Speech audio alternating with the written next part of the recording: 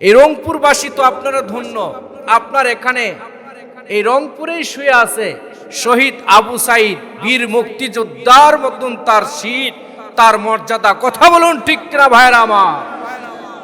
শুধু তাই না, আমাদের বাংলাদেশের জুলাই যুদ্ধে একজন রয়েছে এই রংপুরবাসীর সন্তান, এই এলাকার সন্তান। কথা বলুন ঠিক না ভাইরা আমার? আমার এই আক্তাব ভাইয়ের সাথে ফ্লাইটে দেখা হয়েছিল বিমানে, একই সঙ্গে আমার প্রিয় ভাই শায়েখ আব্দুল হাই মোহাম্মদ সাইফুল্লাহ ভাই, তিনি পাশাপাশি সিটে, তিনি একই ফ্লাইটে এসেছেন। আপনারা আনন্দিত হবেন। আপনারা আর কিছুক্ষণের মাঝখানে অবধানে, এই কিছুক্ষণের ব্যবধানে আপনারা এই প্রিয় মুখগুলোকে আপনারা এই প্যান্ডেলে দেখতে পাবেন। চিল্লায় বলি সুবহানাল্লাহ। আপনারা লাস্ট পর্যন্ত থাকবেন তো ইনশাল্লাহ? তার আগে একটু সামারি করি প্রিয় ভাই। এখনো আমি আমার গাড়ি ঢুকতে দেখে এসেছি যে অনেক হিউজ পরিমাণ মানুষ এই বাজারে, দোকানপাটে, ঘাটে। এই ভাই চাউন একটু কুকু বন্ধ করেন। অনেক আল্লাহর বান্দাকে দেখেছি, তারা দোকান বাজারে বিভিন্ন জায়গাতে বিক্ষিপ্ত অবস্থায় তারা ঘোরাফেরা করছিলেন। আমি তাদেরকে আহ্বান করে বলবো, এত সুন্দর আয়োজন, এত হিউজ পরিমাণ অর্থ ব্যয় করে এই প্রতিষ্ঠান করেছে, দেখেন তারা কি আপনাদেরকে উপহার দিতে চায়। এগুলো জিনিসগুলোকে গ্রহণ করার উদ্দেশ্যে তো এই ময়দানে চলে আসার দরকার। কথা বলুন ঠিক না ভাইরা? এত চমৎকার একজন মেহমান আমাদের মাঝে এসেছেন, বাংলাদেশের আইডল, যুবকদের আইডল, লেখক, গবেষক।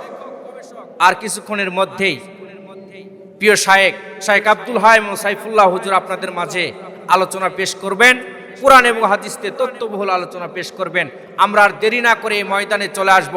আর ছোট করে একটা এই ময়দানে সমস্ত মুসলিম উম্মাহ যারা আমরা এই রংপুরবাসী, এটা টেপা মধুপুর না, কাউনিয়া, রংপুর, এই ওয়ার্ডের যত মানুষ রয়েছে তাদেরকে একটু আহ্বান করে এই রিয়েলিটি শোতে, ইসলামিক এই রিয়েলিটি শোতে আমরা অ্যাক্টিভ করবে। একটু তাকবীর দিতে পারবেন তো ইনশাল্লাহ? লিল্লাহে তাকবীর। এই আওয়াজ হলো না। এই আওয়াজ দেওয়ার কারণে বিগত 17 বছর আমাদেরকে নির্যাতন, নিপীড়ন, জুলুম, অত্যাচার সহ্য করতে হয়েছে। কথা বলুন ঠিক না ভাইরা আমার? মুসলমানের আওয়াজ যত ডাউন হবে তত অত্যাচার তাদের উপর বাড়বে। কথা বলুন ঠিক কিনা? আমাদেরকে তাকবীর দিতে হবে বলন্দ কণ্ঠে। এক তাকবীরে যেন ইসলামের পতাকা পৃথিবীর এই আকাশে পথ করে ওড়ে। কথা বলুন ঠিক কিনা ভাইরা আমার? এই জন্য তাকবীর হবে আল্লাহর জন্য। আমরা রাজি আছি তো ইনশাল্লাহ? লিল্লাহে তাকবীর, নারে তাকবীর। আল কোরআনের আলো, কোরআন হাদিসের আলো, নারে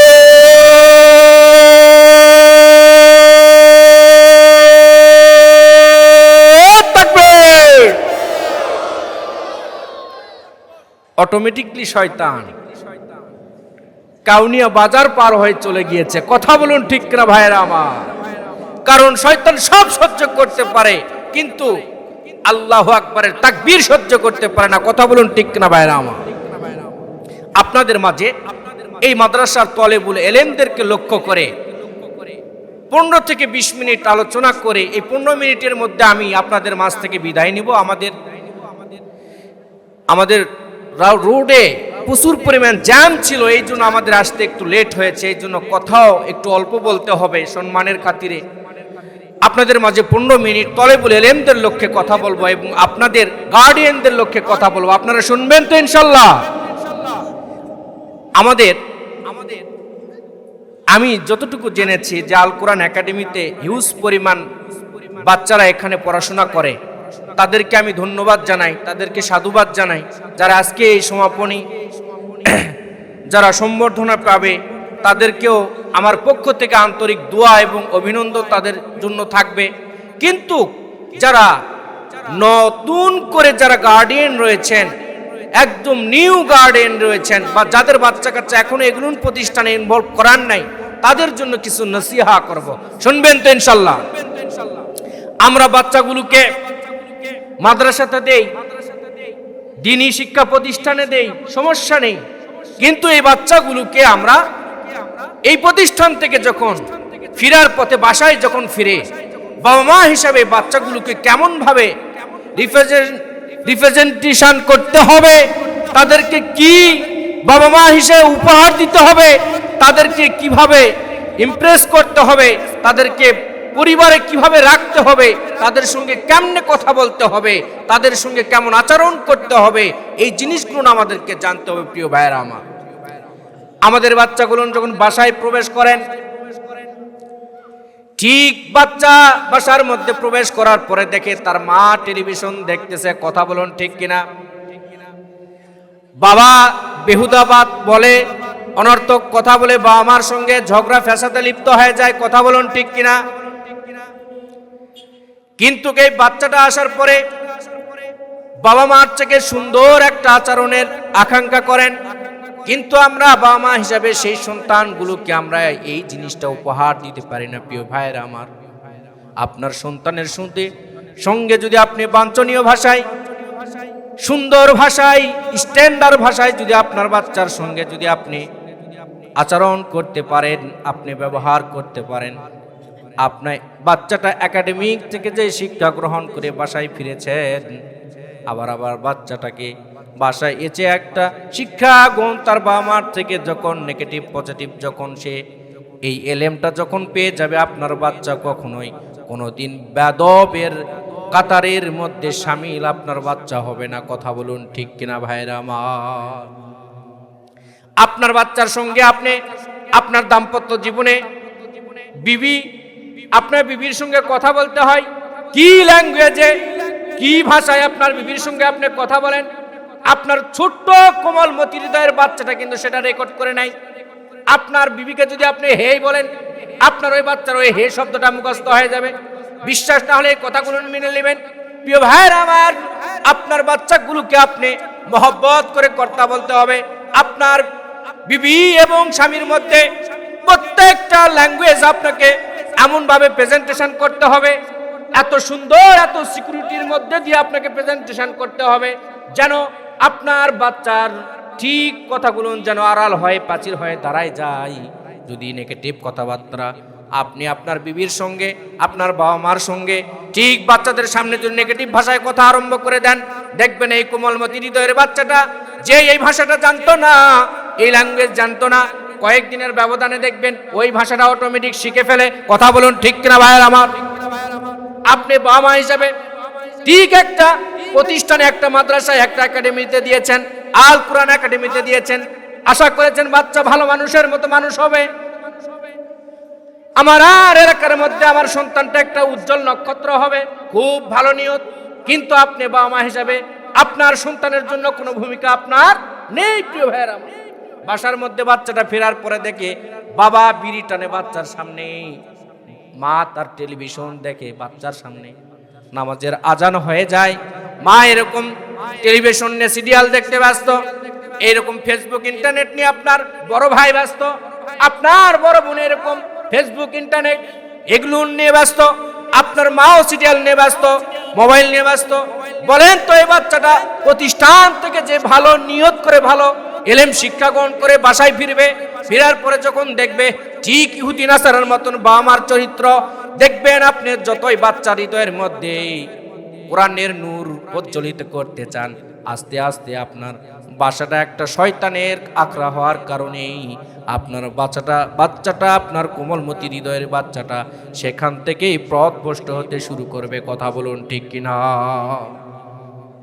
আপনাকে একটা লজিক দিলে আপনি বুঝবেন। প্রিয় ভাইয়েরা আমার, আপনার একটা রংপুরের বাচ্চা এখানে ভূমিষ্ঠ হয়েছে, কয়েক মাসের ব্যবধানে তার বাবা মা সহ সে একটা সৌদি অথবা ওমান দেশে চলে গিয়েছেন প্রবাসী হিসাবে, সেখানে বসবাস করতে শুরু করে দিয়েছেন। বাচ্চাটা কিন্তু ফার্স্ট টাইমে হয়েছে, 1 মাসের বাচ্চা রংপুরে, কিন্তু দ্বিতীয় মাসে তার ফ্যামিলি মেম্বার সহ বসবাস করতেছে কোথায়? সৌদিতে। দেখবেন এই বাচ্চাটার বয়স যখন 2.5 বছর 3 বছর কথা শিখেছে, দেখবেন রংপুরের বাচ্চা রংপুরের ভাষায় কথা বলার কথা কিন্তু 2.5 বছর 3 বছর হওয়ার কারণে ঠিক যেই পরিবেশে সৌদিতে বসবাস করতেছে, দেখবেন ওই সৌদির ভাষার ওখানকার প্রত্যেকটা নাগরিকের ল্যাঙ্গুয়েজ শুনতে শুনতে আপনার এই রংপুরের বাচ্চাটা আরবিক ভাষা শিখে যাবে না শিখবে না? আবার একটা আপনাদেরকে বোঝানোর জন্য বলতে চাই, ঠিক আপনার একটা এখানকার রংপুরের একজন ভাই সৌদিতে তিনি ফ্যামিলি মেম্বার সহ বসবাস করেন, একটা বাচ্চা জন্মগ্রহণ করেছেন, কিন্তু ওখানে বাচ্চাটা ভূমিষ্ঠ হওয়ার পরে 1 মাস 2 মাসের ব্যবধানে সেখান থেকে আবার সফর করে নিজ জন্মভূমিতে রংপুরে চলে এসেছেন। বাচ্চা হইল কিন্তু সৌদি আরবে, কিন্তু ওই সৌদি ইসলামিক কান্ট্রিতে জন্মগ্রহণ করেছে, সমস্যা নেই। কিন্তু রংপুরে এই বাচ্চাটা 2য় মাস থেকে আস্তে আস্তে বেড়ে উঠতেছে। 1 বছর 2 বছর 3 বছর এরকম ভাবে বাচ্চার বয়সটা যখন হয়ে গিয়েছে, বাচ্চাটা আস্তে আস্তে ল্যাঙ্গুয়েজ কথাবার্তা সব বাবা মা দাদা নানি বলতে শিখেছেন। বলেন তো ভাই, এখন সৌদি আরবে বাচ্চাটা ভূমিষ্ঠ করেছে, সৌদি আরবের ভাষায় কথা যখন বলতে শিখবে, সৌদি আরবের ভাষায় কথা বলবে, আরবিক ভাষায় কথা বলবে না রংপুরের ভাষায় কথা বলবে? কেন কথা বলবে আপনি জানেন না?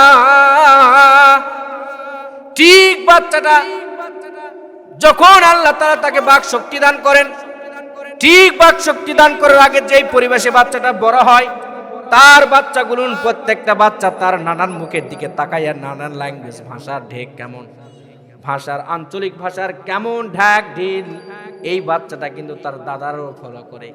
তার মা কেমনে ভাবে কথা বলে সেই কফি একটা ভাষার ল্যাঙ্গুয়েজ কিন্তু বাচ্চা ফলো করে। তার বাবা কেমনে ভাবে কথা বলে মানুষের সঙ্গে, কেমনে ভাবে কথা বলে তার মায়ের সঙ্গে, কেমনে ভাবে কথা বলে তার বিবির সঙ্গে, ঠিক এই কোমলমতি হৃদয়ের বাচ্চাগুলো আপনাকে ফলো করে, আপনি জানেন না?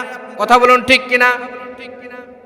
বাবা হিসাবে আপনার সন্তানের জন্য এই জিনিসগুলো কয়দিন খেয়াল করেছেন প্রিয় ভাইয়ের আমার? আপনার বাচ্চা আপনাকে ফলো করে করে আপনার ঠিক আপনার সেম কথার ল্যাঙ্গুয়েজটা ধরে ফেলে, কিন্তু আপনি বাবা হিসাবে কখনো জানেন না। বাবা মা হিসাবে যতক্ষণ পর্যন্ত একটা সন্তানকে রত্ন তৈরি করতে চাইবেন একাডেমিক ভাবে শুধু সম্ভব না।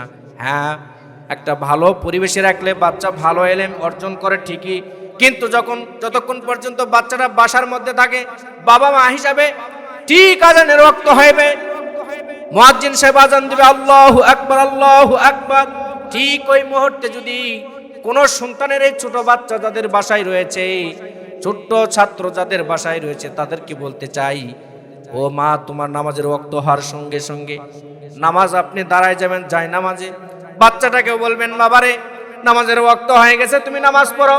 দেখবেন ওই সন্তানটা ছোটবেলার থেকে তার মা নামাজের ওয়াক্তে নামাজে দাঁড়ায় যায়, আবার কোরআন তেলাওয়াত করে, সুন্দর করে কথা বলে, দান সদকা ছোট বাচ্চাকে শিখায়, ইসলামের প্রত্যেকটা বিধিবিধান তার মায়ের কাছ থেকে বাচ্চাটা শিখবে, তার বাবার কাছ থেকে শিখবে।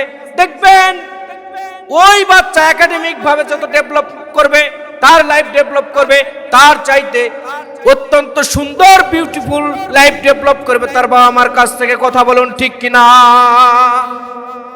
কিন্তু আমাদের সমাজের বাচ্চা কাচ্চারা, ছেলেরা বিড়ি খাওয়া শিখে তার নানার দাদার কাছ থেকে। আপনাদের রংপুরে না শিখতে পারে, আমাদের নওগাঁতে শিখে। কথা বলুন ঠিক কিনা? নানা হিসেবে ঠাই ঠাই করে বিড়ি টানায় ধুঁয়া ছাড়াই দেয়, লাতির সামনে বলতে যেটা আমার লাতি, সমস্যা নেই। কথা বলুন ঠিক। আর বাবা, আপনি একটা স্মোকিং করলেও আপনার মেয়ে ছেলের সামনে করা ঠিক নয়। কথা বলুন ঠিক না ভাইয়েরা আমার? আপনি কেমন বাবা?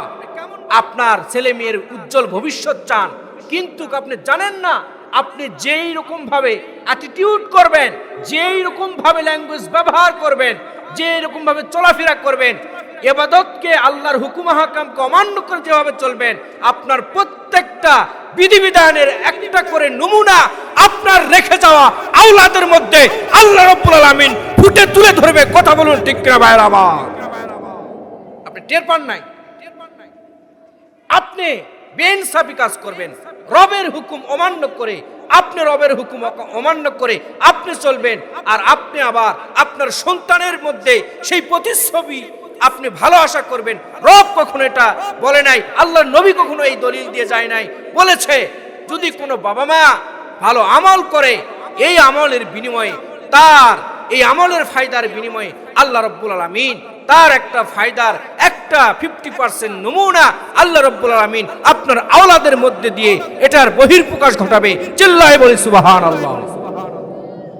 তাহলে আজ থেকে আমি আপনাদেরকে বলি, কোন একটা সন্তান যদি দেখে তার মা জায়নামাজের দাঁড়ায় আছে, কসম করে বলতে চাই এই যুবক সন্তান যুবতী মেয়েগুলো আপনার সাহস পাবে না যে মা নামাজে দাঁড়ায় গেছে।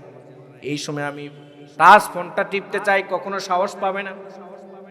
আপনি নামাজের সময় হয়ে গিয়েছে, সন্তানকে যদি বলেন বাবারে নামাজের ওয়াক্ত হয়ে গিয়েছে, আমি নামাজে যাব, তুমিও আমার সাথে চলো, একদিন বলবেন দেখবেন সন্তান শুনবে না, কিন্তু দ্বিতীয় দিন বলবেন শুনবে না, তৃতীয় দিন আস্তে আস্তে সন্তানের অন্তরটা আল্লাহ নরম করে দিতে পারে। কিন্তু এই রকম ভাবে কোনো আমাদের সমাজের বাবা মারা আমল করে না।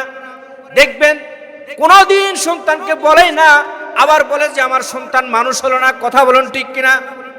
সন্তানগুলোকে যদি আপনি সুন্দরভাবে তাদের লাইফ লিড করতে চান, ফার্স্ট টাইমে বাবা মা হিসাবে আপনাকে বড় একটা ভূমিকা রাখতে হবে। আপনি আপনার সন্তানকে সুন্দরভাবে কথা বলতে হবে, সন্তানের সঙ্গে সুন্দর ব্যবহার করতে হবে, তাদের সঙ্গে ভালো আচরণ করতে হবে। যেমনি ভাবে একটা সন্তানের গায়ের মধ্যে একটা মশা পড়লে আপনার হৃদয় লাগে, তেমনি ভাবে আপনার একটা আচরণ যদি আপনি মিসবিহেভ করেন, তা খারাপ বিহেভ করেন, দেখবেন ওটা আপনার সন্তানের মশার মতন একটা ভাইরাস, একটা ইনজেকশনের মতন আপনি আপনার শরীরের সন্তানের বাচ্চার ইনজেকশন পুশ করলেন। এভাবে দেখবেন এক এক ভ্যাকসিন করতে করতে আপনার সন্তানের হৃদয় নষ্ট হয়ে যাবে। আল্লাহ রাব্বুল আলামিন আপনাদের সন্তানগুলো যেন আল্লাহ রাব্বুল আলামিন প্রত্যেকের যেন একজন সন্তানগুলোকে যেন উজ্জ্বল নক্ষত্র, জাতির নক্ষত্র হিসাবে কবুল করে। সকল আল্লাহুম্মা আমিন। আপনাদের সন্তানগুলোকে আল্লাহ যেন কবুল করে নেয়, এই জন্য কথাগুলো আমি বলতেছি। আর আমাদের প্রিয় মা বোনদেরকে বলতে চাই, যারা সম্মানিত অভিভাবক গার্ডিয়ান রয়েছেন, তাদেরকে বলতে চাই, আপনাদের বাচ্চাদের ভবিষ্যৎ সুন্দর করতে গেলে সর্বপ্রথম আপনাদেরকে যে ভূমিকাটা রাখতে হবে, আপনার বাচ্চাদের সামনে কখনো কোনো ক্রমে কোনো নেগেটিভ অ্যাটিটিউড করা যাবে না, আচরণ করা যাবে না, তাদের সঙ্গে খারাপ আচরণে কথা বলা যাবে না, তাদের সঙ্গে তাদের সামনে শুধু যেভাবে আচরণ করলে, যেভাবে লাইফ লিড করলে তারা বাচ্চারা শিখবে, শিক্ষা গ্রহণ করবে, এভাবে আমরা বাচ্চাদের সঙ্গে কথা বলবো এবং আচরণ বিধিবিধান মেনে চলবো। চিল্লাই বলি সুবহানাল্লাহ।